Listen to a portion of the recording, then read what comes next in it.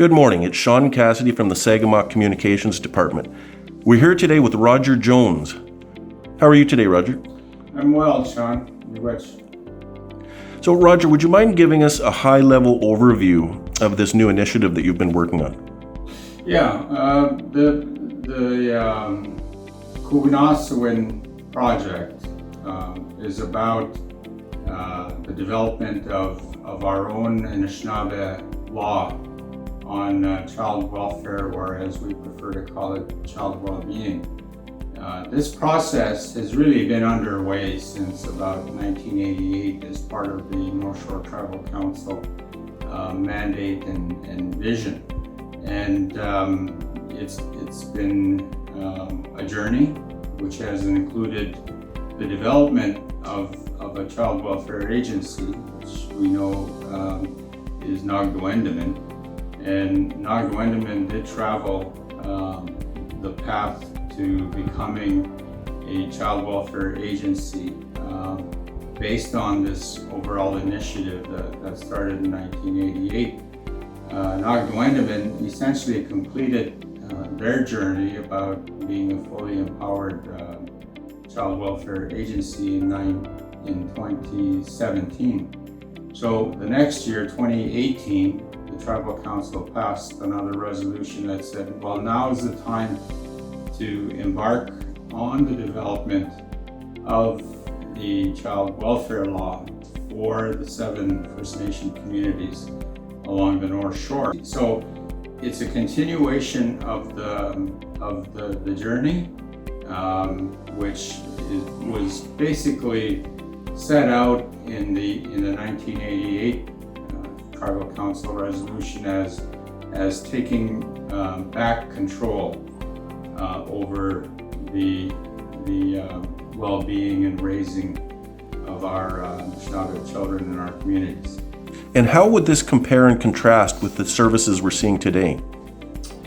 Well, one of the likely outcomes of developing the Anishinaabe child welfare law is actually transitioning Koognaasewin, from being a provincial agency, which is what they are. They are an Ontario Children's Aid Society that is governed by provincial legislation. So everything that they do, their policies, their procedures in relation to prevention or protection, is governed by Ontario law. So what the expectation would be is to transform the agency from a provincial agency to a Anishinaabe agency governed by the rules and by the policies and procedures that our own Anishinaabe people would put into place.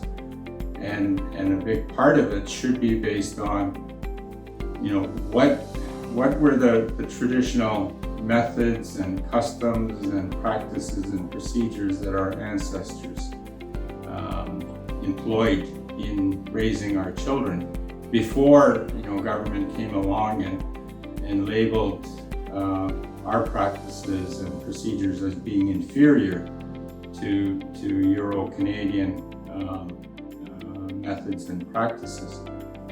They obviously, were able to raise and care for our children at an earlier point in accordance with Anishinaabe law practices and customs. So we will find out from our elders, from knowledge keepers, from research, what were those methods, and see how we can adapt them to these modern times. Now, this sounds like a very comprehensive and ambitious project. What is the anticipated timeline? At this point, we've put in a 5-year work plan, essentially. We're in year 1, coming up against the end of year 1, which will be March 31st, 2022, and then we'll be entering into the second year. It is a comprehensive undertaking. There's various components to it. like the research around what is Anishinaabe law on child well-being.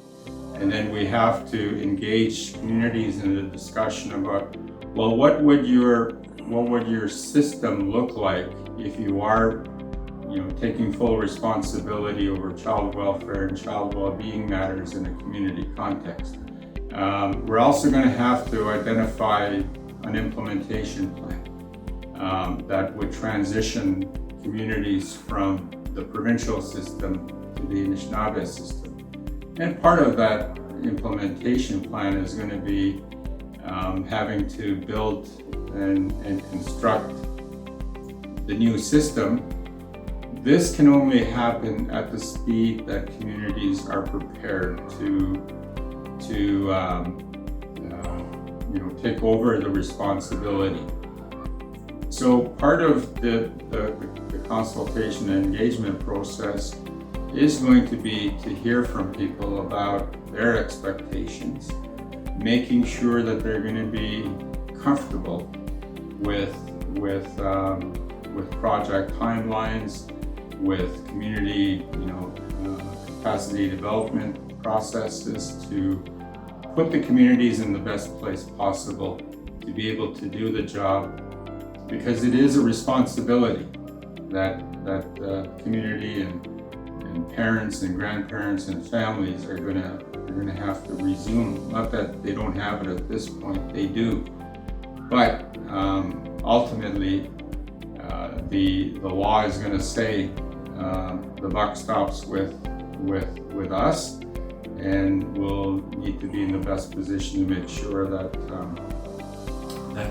the interests of the children are first and foremost what are going to be addressed, and it is about their well-being.